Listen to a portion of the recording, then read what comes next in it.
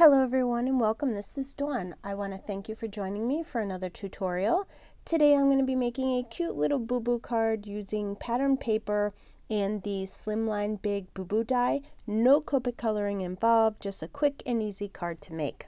So let's get started. I'm going to be using the small band-aid along with the heart band-aid that comes with it. First, I'm going to pick out the paper that I want to use from the Mix and Match 2 set paper pack. This pack is amazing. It comes with big polka dots and stripes, and they're all meant to complement each other. It comes with small polka dots as well, so you can really do a lot with this paper pack. Okay, now that I picked out the papers that I want to use, I'm going to die cut this size band-aid from each of the pattern papers. And then once I die cut my band-aids, you'll see I also die cut a rectangle, which you see here, but please disregard it. I changed my mind later and decided I just wanted to make a very quick and easy card because the rectangle just wasn't working the way I thought it would, and you'll see that later on in the video. I also cut a piece of white cardstock to an A2 size card for the base, and I'm just laying out my band-aids where I want them to go.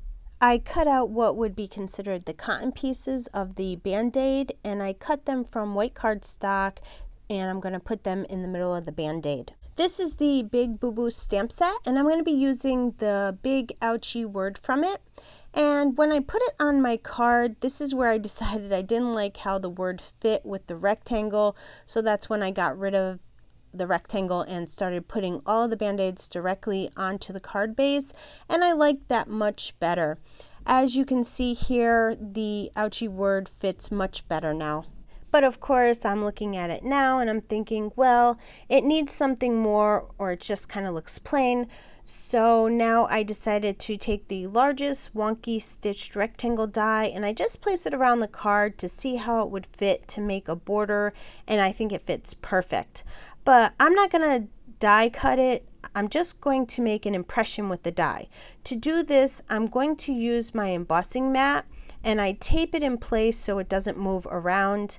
And to do this, I take my cutting plate, then the embossing mat, then the cardstock with the die and another cutting plate, and I run it through my die cutting machine. Now, sometimes you have to play around with it a little bit. When I first ran it through, it made a nice impression, but I decided I wanted it to be more pronounced than it was, so I'm going to run it through the machine again. This time I add my thin magnetic plate under the embossing mat, and then I put the cardstock on top, and then another cutting plate, and I run it through the die cutting machine again. Now this time I think that it came out perfect, the exact impression that I was looking for.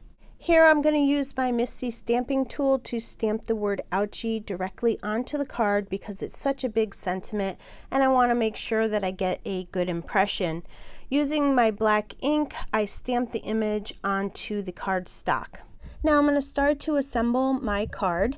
The first thing I do is adhere all of the white rectangles to the center of all of the band-aids. I arrange the band-aids where I want them to go on the card base.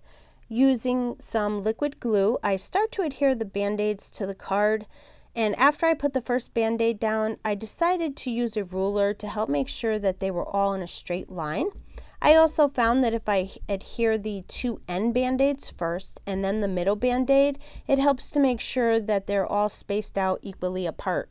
And to finish off the card, I die cut 5 heart band-aids from red cardstock, and then I adhere them all to the center of the band-aids. This card was super quick and easy to make. A great card to keep on hand if someone you know gets hurt and you want to send them a cute and fun card to make them feel better.